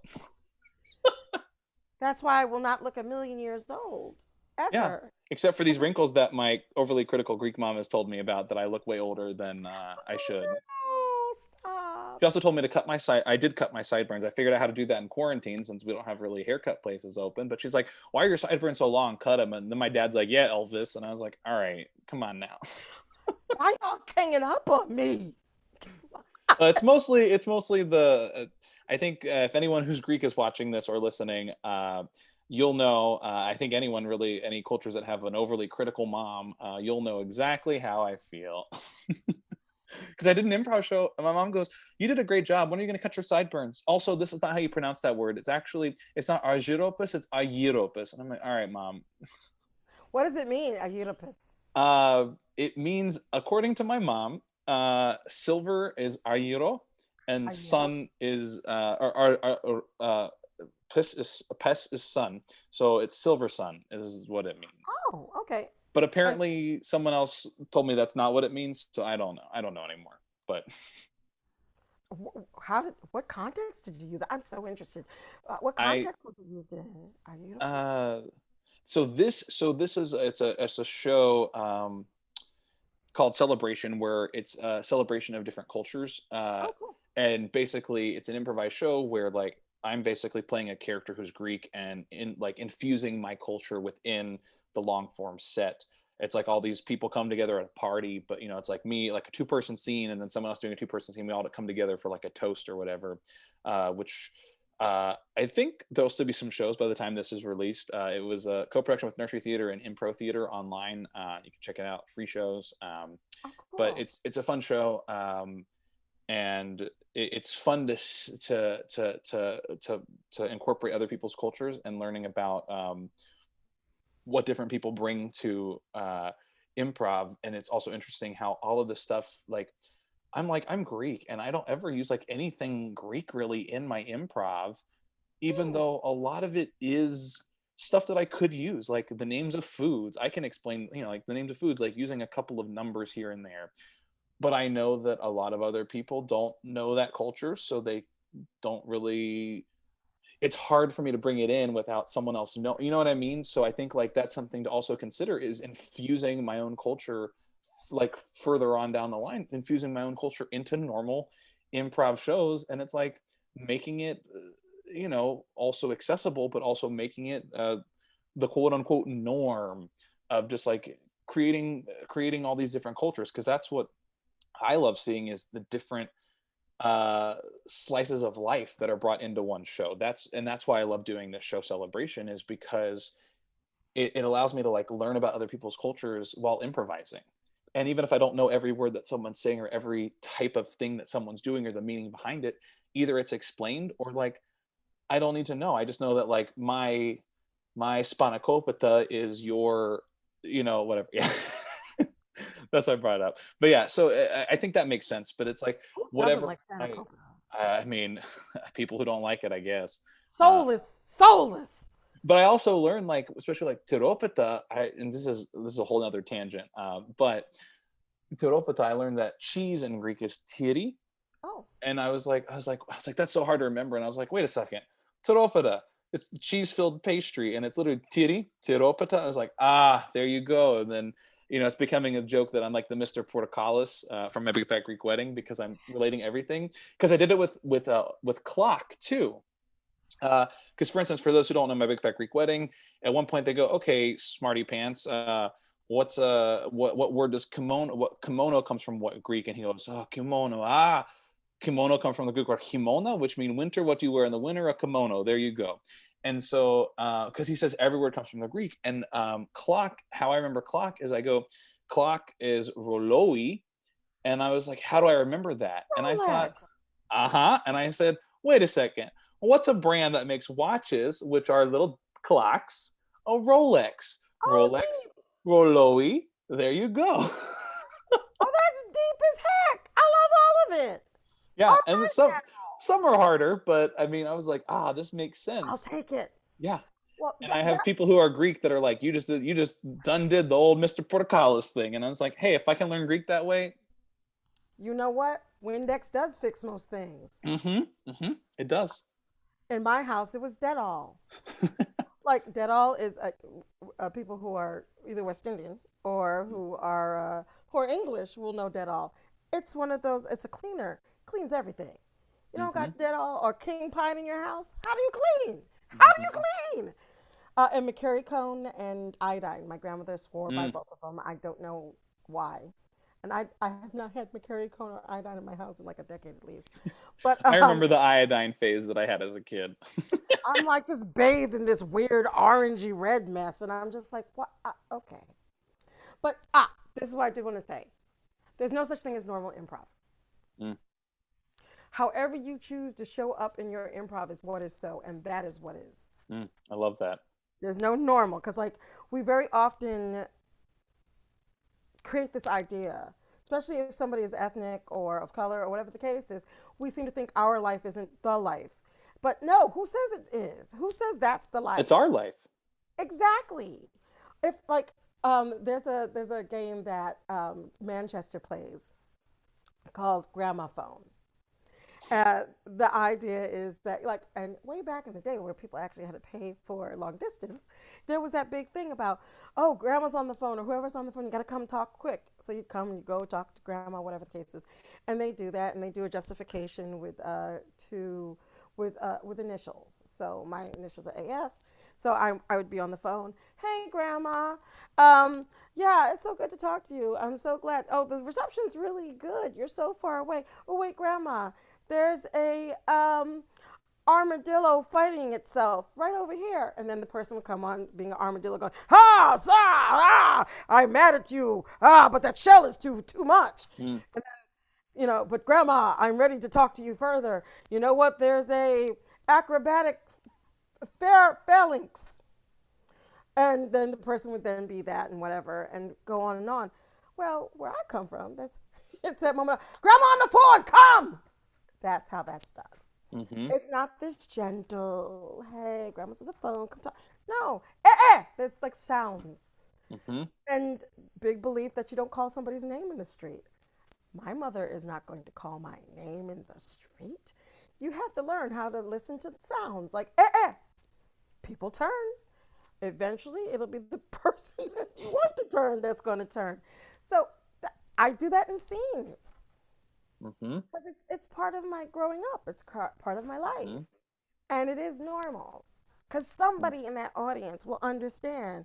When they go, they'll go, they know. hmm So, yeah, there's no such thing as normal. What you live is what is so. I love that. That's why I had such a hard time, because I put it in quotes and I was like, I had a Because hard you time knew it saying it wasn't because, right. Oh, yeah, no, not right. You knew it wasn't authentic. right.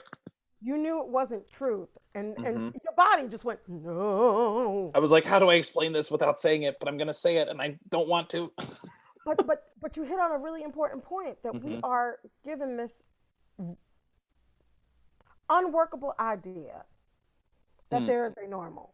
mm How the heck do you create and be out the box if you're sitting there fighting with the idea of normal? hmm I have friends that grew up with two fathers. mm That's normal.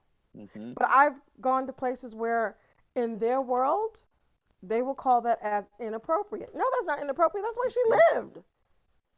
So hmm So Also thinking about that, and improv scenes, it's always when it's like a couple or parents, it's always a man and a woman. There's never a lot of like two dads, two moms, a non-binary. Like it's always like, and it's like, why can't we?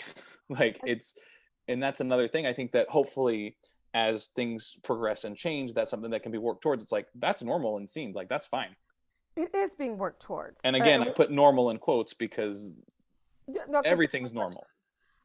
but it is being worked towards. But what we also have to work towards is if there are two moms, if there are two dads, if there's a person that identifies as they, that's not a punchline. Mm-hmm. Because I've seen it used as a punchline. And Mm-hmm. in my infancy, and not being as conscious, because it's a work in progress. I'll Right. admit it. I'm a little embarrassed about it, but I'll admit it. I have done the whole reveal of it's really a woman or it's really a man as a aha, and grew to realize no, not okay. Was told by important, smart people in my world and in places I've gone, not okay. And also realized in my gut it felt wrong Mm-hmm. and started to go, wait, that laugh wasn't worth it. It felt wrong. It felt dirty. So yeah, learned that that's not a punchline. That's somebody's life. Mm-hmm. Because I learned, and that's the point. All of us can learn. All of us can.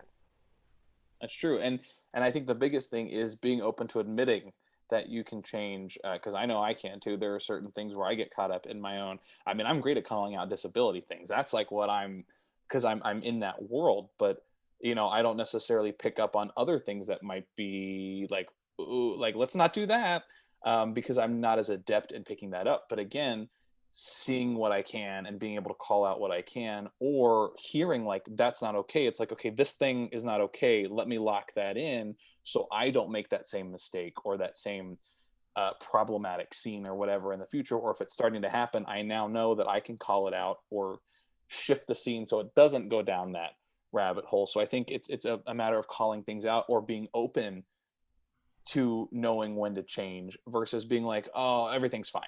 That's the difference. Well, allyship, true Hmm. allyship. Hmm. Like I am not disabled, but there are things that cause me issue in the able world, and I've gotten conscious because I have a bad knee. Hmm. I'm a bigger human.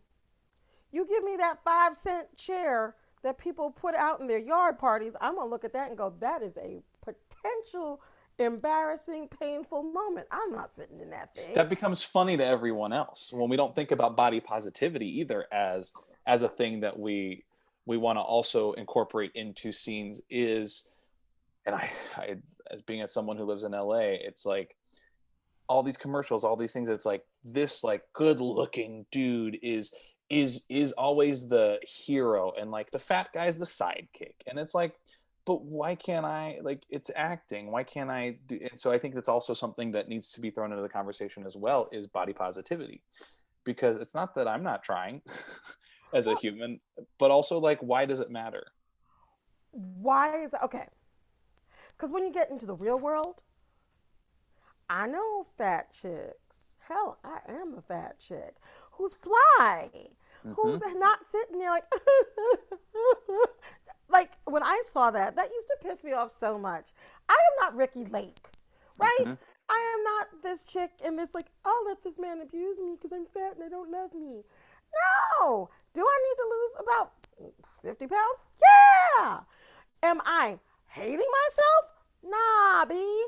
I'm good. Hmm. We're all work in progress, and sometimes the reality is the progress is that you are a work in progress. Hmm. Come on, man. Like, we're given a whole bunch of stereotypes to live our lives inside, Hmm. and they are completely and totally wrong. And yes, I'm using the wrong right situation. Hmm. Because stereotypes, they might be based on something. Yes. You know, Caribbean people, they don't look at time the same way, some of them.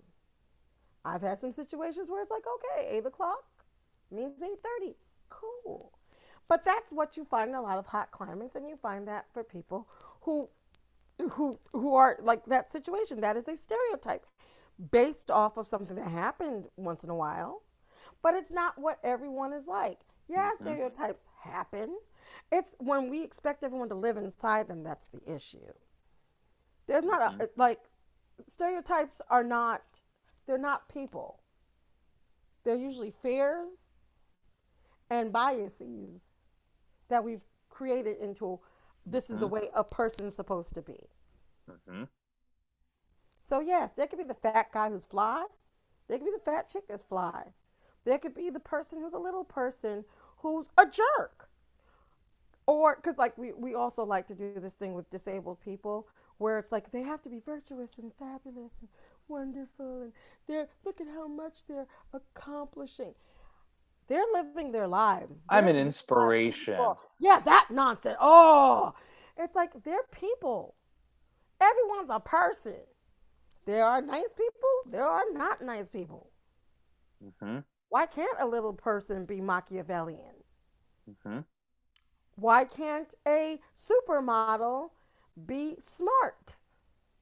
Hmm. Why can't a short person be a supermodel? I'm waiting for Miss Gorman and her what you oh God Amanda Gorman, the Hmm. young woman who did Hmm. the what you call it the inaugural poetess. Hmm. Miss Girl just got a modeling contract and she is 5'1". Bring it, sis. Let's see, because she's stunning first of all. And Second, also she has a stutter, right? yeah, So her giving a presentation, no one was like, "Oh, she's stuttering." No one cared. No one cared. I and mean, you the didn't people hear the stutter. who don't care are the people who are in the right. Again, with right and wrong, and there are people who are probably like, "Oh, but they're probably not watching this, and that's okay." Or maybe they're the ones who's like, oh my God, she overcomes so much. Stop it. Stop it. Yeah. You can Hmm. respect the challenges she's had to do, but don't make her into this inhuman thing that you get to go, oh, or make her be common, right? Hmm. We're like, well, she was able to do it. You should be too. Like, stop that. Stop that. Hmm. For such a society that likes to be so flippin' individualistic, we are so ready to take away someone's individualism to be Hmm. able to just group them all into a group and give ourselves reasons not to observe or look into things more closely. Hmm. Shame on us. Hmm. And it's the society wanting to say it's either it is or it isn't. It's a binary, again, a binary situation when it comes to with gender. People think it's binary. Again, with disability, people think it's like either you are or you aren't. It's like it's much more complicated than that. Yeah, it really is. And then putting the label on a person. The person will tell you if they're disabled or not. Hmm. You don't get to say. And then if and this has happened before, if I tell you I'm disabled, you can't tell me I'm not. Yeah, how the heck does Like that work?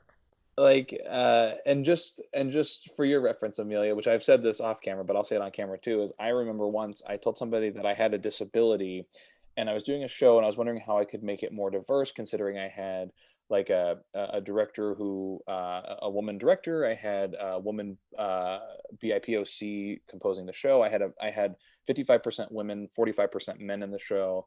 I had a mix of disability, a mix of LGBTQ, a mix of ethnicities. Right. And I said, and I have a disability, so the people were saying like, oh, just another white guy touting white average guy stuff and da da da da da da da. And I was like, I don't know how else I can be more diverse in this situation. Can someone give me some feedback on it? And a response I got was, you're a white guy touting that you have an invisible disability just so you can say you're diverse. And it was this whole situation, and like I just deleted the whole post when in reality I should have left it up and like taken screenshots. But I was very upset at that time because I was like, what I was like, why would I? And I get it, there are a lot of people who say they have something when they really don't, because they want to have the the parking permits or this or that or the other. And a lot of times what people don't realize is people with disabilities don't do that because they get the opportunity to do it. They do it because they have to do it. And I think that that's what people don't realize. It's not a privilege, it's a right in that Mm. situation. It's not like, oh, you get to have the handicap. I should say handicap anymore. It's actually, that's a no-no word anymore. The disability parking. People say, "Oh, you're so lucky you get to have that." Uh, no, there's a reason why someone has that. But two, as someone who drives and is partially blind, I'm actually not able to get a disability placard because I'm not disabled enough according to American statutes. And it's very interesting because people are like, well, I should be able to get this, because I'm like, I can't even get it as someone with a disability. So it's not that I, because I have a disability, I get XYZ. So I think that's just a whole nother conversation that could be another conversation for another day. But that's just something where I think it's the difference between a privilege and a right. It's it's unfortunate that there's been so many instances of false equivalencies being made, that people can't be in the conversation when a real situation shows up. Because, first of all, who am I to tell you? Like, I Hmm. don't, I first of all don't understand that. And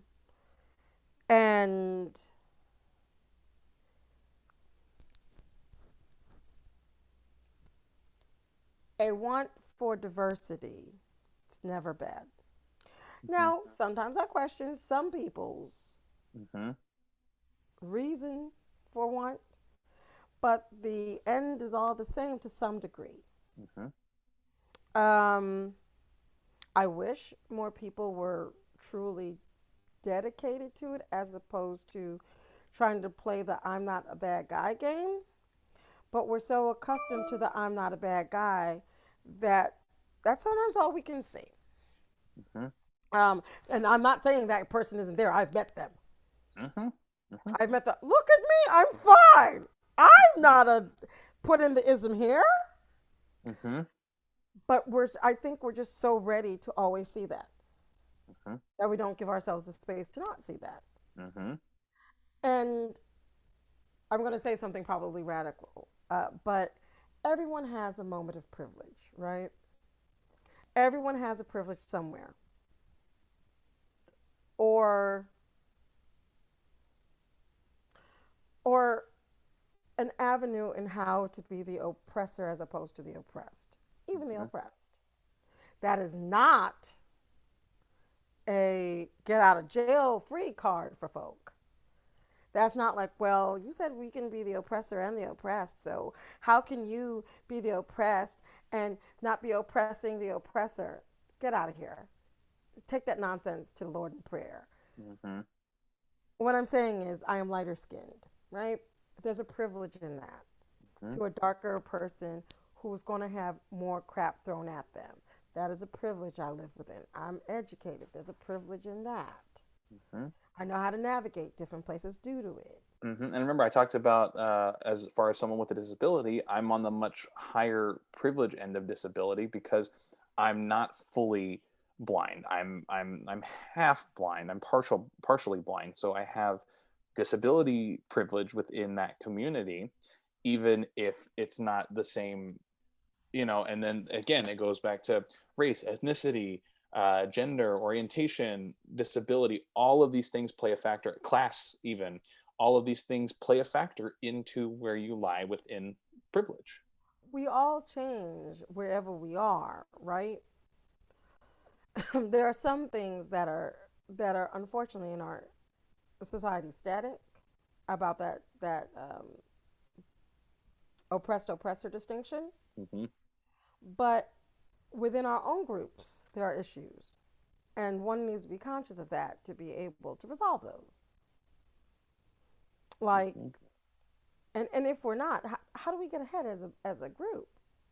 Be it that smaller group or be it the group of man. Hmm. How do we do it if we're just turning a blind eye and not dealing with it? Hmm. And being honest about what's come before.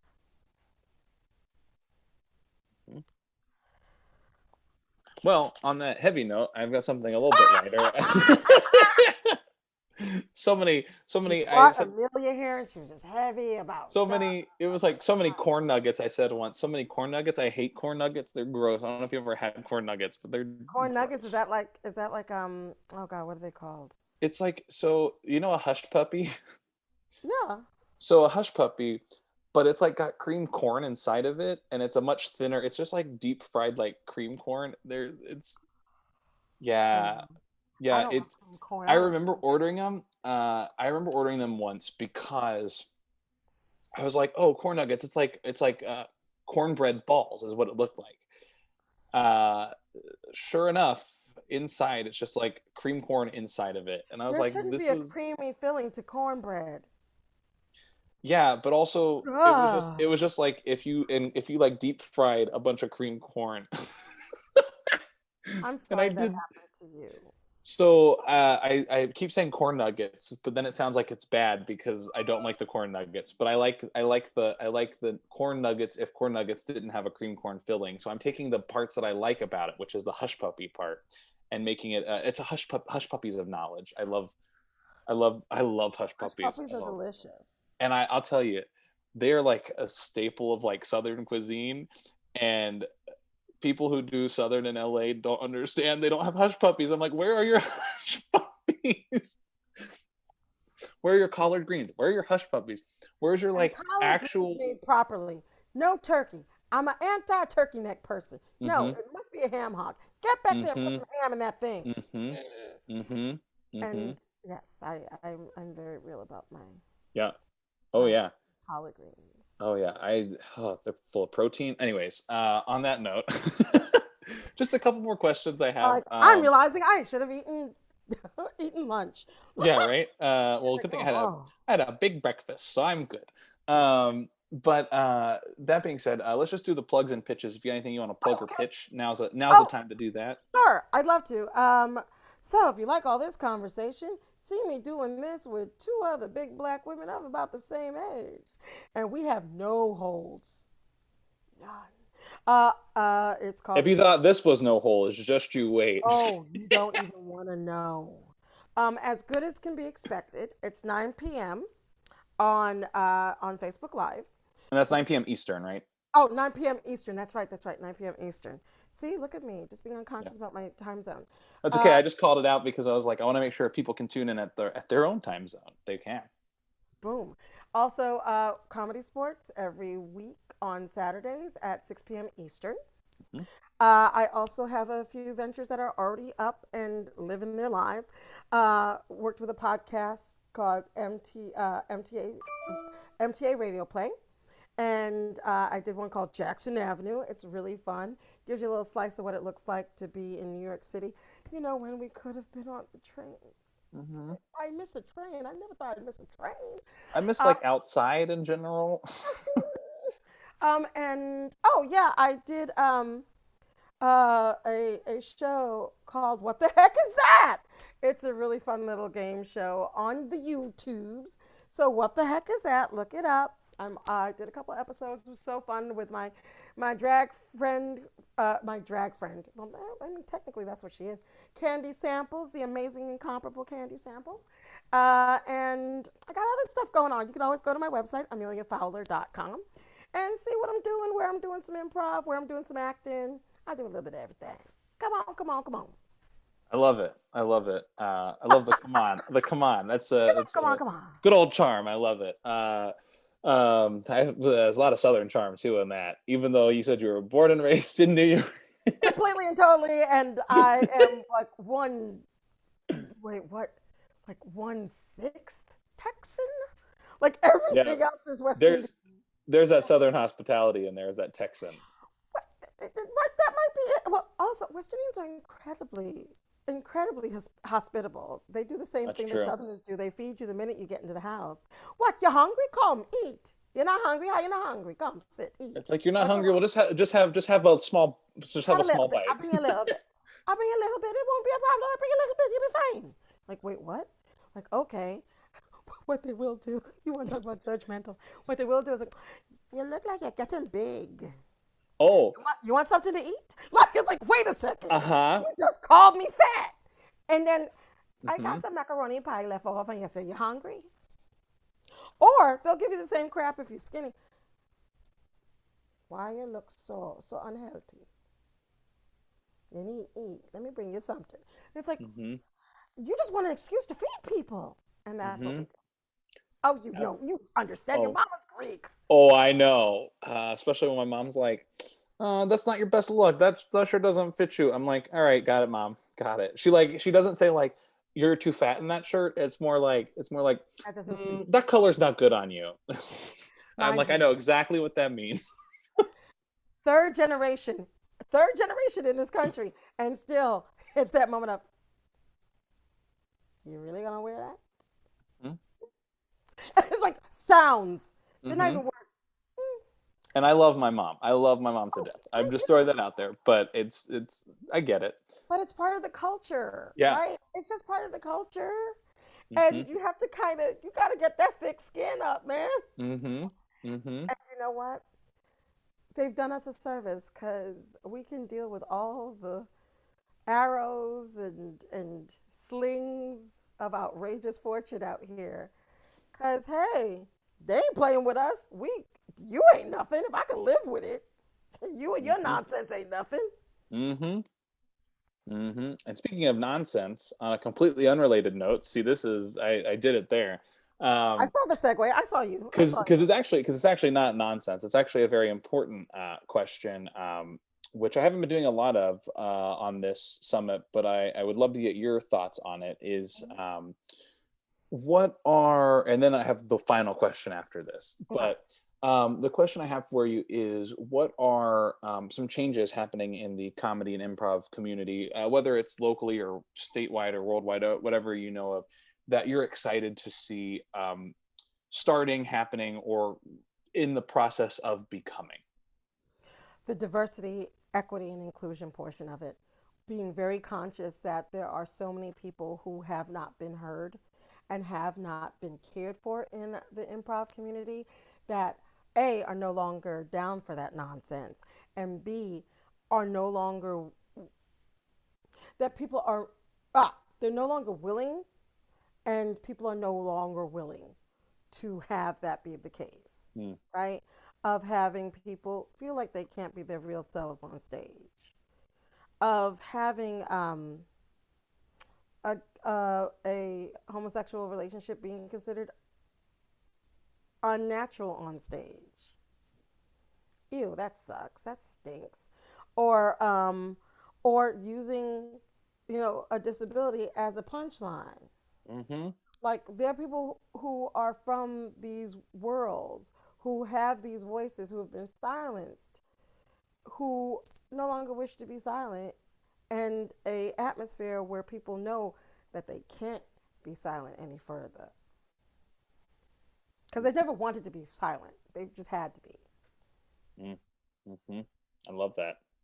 I love it. It's like it's the opportunity is now arising for voices to speak out, um, because voices who have been at the forefront are, for the most part, are saying like, oh wait, there's other voices. And it's again, it's tricky because it's like, we don't want to be the voices that are like, we're helping now by providing our voice to let these other people have voices. But it is something that is, I think, throwing into that mix of what's happening. It's like people are starting to realize that they're not the only ones, and I think that that's allowing the other voices to speak up. Well, over the last few years, we've been dealing with the Black Lives Matter movement, and which is, just so people get real clear, it's civil rights 2.0, right? It's literally the civil rights movement 2.0. Hmm. And the deal is with that then bridging into the George Floyd murder got us really clear on some stuff and opened up conversations. And those who had been just treading water were just tired of treading water. Hmm. It's like, you're not going to sit here and make money off of my talents. and get me into these spaces and then treat me any old way. And the community realized that if they didn't straighten up and fly right, it was all going I to love come that crap. song. Sorry, Yeah, I love great that song, song. great song. Oh, If they didn't handle their business, there was going to be no business to handle. And we have seen some improv theaters leave because they couldn't deal with what was coming down the pike. That's my assertion. I don't know if that's the reality, but that's what I see. You were told that you had to be fair, and you were like, too much, gotta go. Those who have been silenced, those who have been underrepresented, ain't about that life. And we're on the precipice of improv being the welcomed, open thing that it's promised to be. mm-hmm. And it's going to take work. It's a muscle that must be built. Yep. But hey, we work on saying yes and. Why can't we work on creating places where everyone can say yes and? Mm-hmm. Love it. Now, on that note, Mm. I have one final question, Okay. completely unrelated, but actually kind of is related, I think. Okay. And it's the reason why I do the Improv Summit, because back in the before times when we could see people in person, but also even like now with online, because for the most part, improv is becoming more accessible because it's literally at your fingertips and you Mm-hmm. can literally get it anywhere. Um, People always say, Spencer, you do a lot of improv. Where should I take improv? And it's hard for me to answer that question because it involves like a lot to break down as to where I would recommend somebody. But if someone came to you and said, Amelia, with the same question, where should I take improv? What's like one piece of advice or one tidbit? Because again, that's a whole like hour-long conversation on its own. But like, what's one like piece of advice or tidbit that you'd give to somebody to help them start their improv journey? Well, I would, cool, first of all. Uh, well, I would also ask them what their aims and goals are. Are they taking it for fun? Are they taking it to expand their skill set? Mm. If they're taking it to expand their skill set, I'd say if you haven't had any acting classes, take one. You need to learn the basis of what this is steeped in. So, just a rudimentary acting class to kind of know what that looks like. There are millions of them. Here in New York, there's one called HB. They're affordable and down to earth and really good, and just give you a consistent idea of what the things are that theater looks like, right? Because that's what this is. It's basically theater. Then I'd say there's some reading that needs to be done. I think the best acting book that I've ever read is called The First Six Lessons by Boleslavsky. It's written like a play, and basically it's telling you to look at your surroundings. You learn by watching. You learn by soaking up what's around you and by growing that empathy muscle. Empathy and sympathy are what this craft is about. Um, and now this is where the two people who are either doing it for fun or doing it for expansion of skill come together. And even the person that's doing it for fun, take an acting class. Take an acting class. Know what it's steeped in. It's going to be fun. It's going to give you a whole nother outlook, and it's also going to prepare you to deal with some of the terms and things you see in an improv setting. You won't feel so unknowing. So everyone's got like a little acting under the belt. They know what stage left and stage right is. They understand the concepts of beats. They're good. They're good. Now you can go wherever you go. Find some place that you are comfortable. I personally think you have to figure out if you're going to train on short form or long form first. I personally think short form is kind of the place to start. I'd agree with that. For me, it gets you thinking quicker. Cause long form, that's what you did with your friends when you were in school and stuff, and you'd make up some stories and whatnot. You already have that muscle. You wanting to make it into an actual craft that'll be on stage, and whether you're doing it for fun or for expansion, eventually you want some stage time of it, I would assume. If you're not doing it for any of that, just find some place you're comfortable. If you're doing it for any of those two reasons and you want to eventually have some stage time going on, I think I start short form and go long form. I think it's easy to go from short form to long form, which is you wouldn't think would be the case, but I do believe it is the easier of the two. As someone who went from long form to short form, I can agree. I think short form to long form is much easier because short form you pick up on the skills, and long form you have time to expand your scenes. Versus learning all the skills and then having to shorten all your scenes to fit within a specific time frame. And I think that it's like the idea of taking it in, like, if I can do it in 2 minutes, I can do it in 4 minutes. But if I can do it in 4 minutes, I can't necessarily do it in 2 minutes. But going from shorter to longer, actually, I think my brain would have processed improv a lot easier had I started with short form. That's how I actually went through it. Like we did hassle circles. I love a hassle circle. We did hassle circles and things of that nature, but it was such a short form feel, and not having that ability to overthink a thing, because I will if you let me. Um, Oh, I'm it, right there with you. I feel you, but having that allowed me to just be in the scenes, Mm-hmm. and that short form feel of it was what assisted. I But love I that. say short to long. That's great. Again, I appreciate you joining me here, Amelia. And I lied. I said that was the last question I had, but I actually lied, as I do on every single episode of the Improv Summit. And I have one more question for you. Okay. And that question is, would you like to do an improv scene? Of course, yes, and All right, let's do it. I keep thinking your shirt has Greek on it, but I don't think it no, does. it says avocado. My sister brought it for me. Like I Because have a green screen I totally keep behind thinking me. it says avgolemino, which is I chicken love I soup. love that soup. Oh my god, I was It's thinking great. about it earlier. And I I make kept thinking that it was, lemon. or anohito, which is open. So I was like, I saw like an A and a V, and I thought it was an N because we don't have that language. We don't have that letter in the Greek That alphabet. kind of But sounds like abierto, which is open in Spanish. Oh, okay, cool. yeah, see, See, Greek. languages they combine, and they You don't know what you. I forgot. I forgot I didn't take down the corn nuggets page. I googled it and I still had it up. So I got real distracted by looking at corn nuggets. I'm gonna make avocado soup today. It's gonna happen. It's I have delicious. chicken. I know. I And know. you know what soup is in Greek? Mm, Supa. I like that it's straightforward. Yeah, I like but it. it's That's also the only place I've interesting eaten lamb and I've liked it. because avgolemino is really, it's like chicken noodle soup, but it's chicken like orzo soup. But I was like trying to figure out avgolemino because lemino is lemon, but chicken is not avgo, which people think avgolemino is chicken lemon, Oh. but it's actually kotopulo is chicken. Hmm. So So I what does don't. what does it mean then? That's a great question.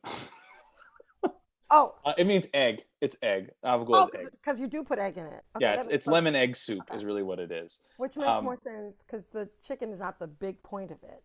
yeah, exactly. So if you had it all together, it'd be avgo lemon kotopulu supa. That's a lot going on, y'all. But it's Yeah, delicious. My sister it's can't take the look of it. I don't care. It's delicious. see, and that's the thing is, I have this thing of like, I don't care if food looks great as long as it tastes fine. I really, that's all I care about. If it's unappetizing to look at, as long as it tastes good, whatever. It doesn't have to be plated perfectly. I really don't No, care. not that one.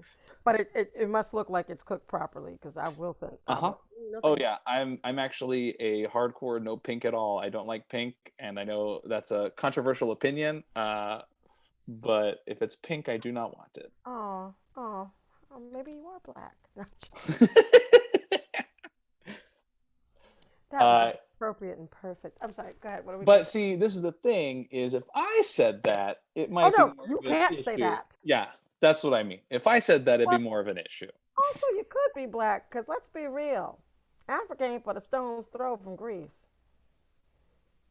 That's true. There's like that whole coast.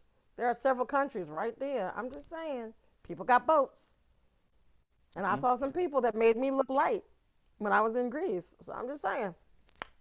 Mm-hmm. Mm-hmm. Okay, so I think we're back. we have to rethink the cultural spectrum here. Spectrum, spectrum.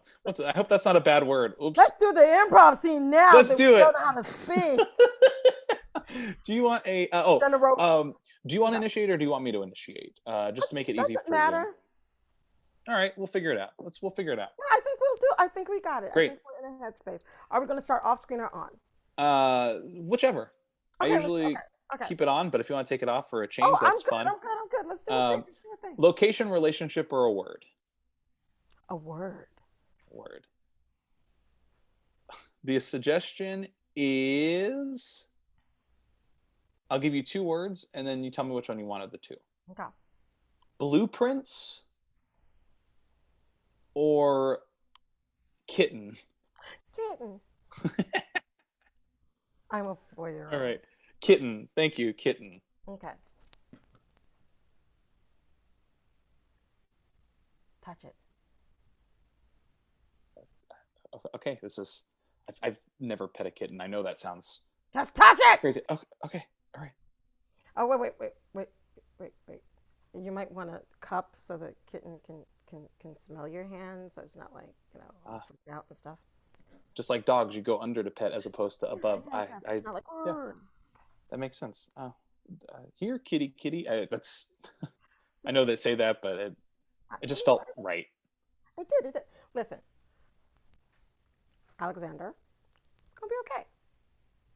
I know kittens have betrayed you in the past, but this kitten is open and ready to be petted. So I was a little too forceful before. Just open that hand, let that kitten know that it can smell you, and everything's gonna be okay.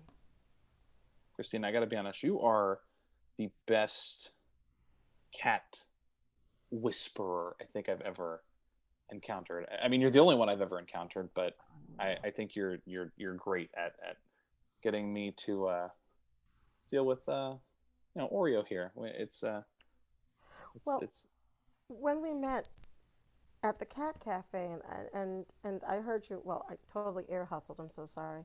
it's Your situation with not knowing how to reach out to Oreo and find a way to cohabitate. I thought it was my job to assist. Like, I understand being kitten phobic. It's a lot. Having a full grown cat and having a kitten, total different animals. yeah, it's hard.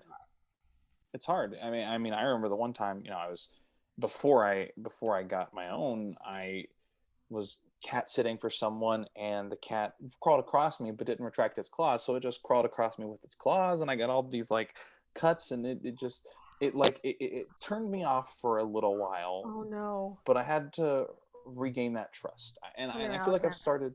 Come here. Oh, Come here. Come here. Look into my eyes. It's okay. Cats have claws. They don't mean anything by it. It's okay. It's thank you. okay. It's I okay. needed that. You're welcome, man. I mean, it's a lot. Little murder mittens. I know. Murder mittens. I never heard anyone call them that, but it's I, true. it's just a It's cute little thing. They're not. They don't literally murder people with their mittens. yeah. It's like a cute term, but also like kind of deadly if they need to be. I'm going to help you right now. Just stay right there. Stay right there. Don't Okay. move. Like I got it. Oh, ooh, ah. Like so sometimes I do bring in aids. You know, moments of the world that can help. Now, you have to get past that moment of murder mittendom. You need to talk to a cat that understands. Look right in that camera and you talk to this kitty cat and tell it what you felt when those claws went by. And I think that'll unleash all that pain and make it go away so you can talk to Oreo and be there for them. Go ahead. Hi. Um, when you look so cute, and when you crawled across me with your claws, it hurt, physically and emotionally. But you're just so cute. I can't. It's so cute. The cat is so cute. I think she understands. I think that pain is released. She says, "Thank you. We're there. Pet, pet Oreo. You're Right. ready." Come here, Oreo. Here, Oreo. I'm so proud of you. Scene. It was such an adorable scene. It really was. It's like you went through all the moments of, hey, Kat, what did you do? And my niece calls them murder mittens, which cracked me I love up. it. I love it. Also, Murder. fun fact is this improv scene was very much an acting exercise versus like a comedy. So improv can be all whatever it wants to be. It's not that improv has like it has to be funny, it has to be this, because there were funny moments. I mean, murder mittens and like this absurd fact that this guy can't get over the fact that a cat crawled across him with its claws, like, and is so afraid of cats. The whole thing of it, absurdity, is funny, but also not having a joke after joke after joke is A also cat fine. whisperer Yeah. meeting at a cat cafe, complaining to the cat proprietress Yeah. that your cat and you aren't bonding. It's all absurd and fabulous, but you know what? Yet again, we don't know if it wasn't Laugh a Minute Hmm. because we don't hear anybody. That's true.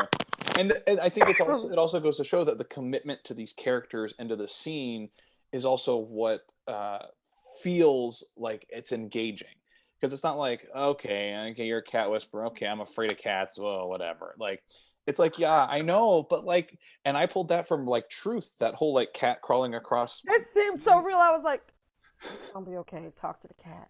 I almost wanted to do like the whole thing where like I was like a neighborhood dog and I would go hang out with this neighborhood dog, and one day the dog got big and jumped on top of me and like literally pinned me down, and I would have been afraid of dogs for probably like 10 years at that point, and like wouldn't go near a dog. People would have to like lock up their dogs when I would like come over, because Wow. I had such a traumatic experience from that. But I've since gotten over that, and like it's I'm fine. glad. Well, no, but stuff like that But sticks, right? especially when I'm like 8 years old. Well, yeah. I mean, also if it's a big dog, like it's a Oh, it lot. was. It was And it was a big ooh, dog. It was I like a grew up with all Doberman. big. Oh yeah. Oh, Doberman. And Dobermans are kind of skittish to begin with. I Hmm. find because we had a Dobie, and he went crazy because they do because their brains swell too big for their heads, literally. Oh And yeah. yeah, yeah, they have some purebreds are really not. They don't do well, and you have to know all the issues that are going to show up with a purebred. I was just looking up to make sure that it was a Doberman. It was a Doberman, and I'm like, because I was like, yep, that's what it was. uh, Dobermans aren't, I would say, the best family dog. mm-mm. They're very much about protecting their home. It was like a friend. Like I was like best friends with the girl who owned the dog, and the dog, when as it grew up, it was like fine, but then when it got big, it was like like like it got like, I remember like I was laying down, it had its four legs and like just barking in my face, and as like an 8 year old I was like, anyways, this is a whole story for another day. I want to end it on a light note. Thank you so much everyone for thank you so much everyone for joining me on the Improv Summit. I'm Spencer, that's Amelia. See you next time. Bye. What?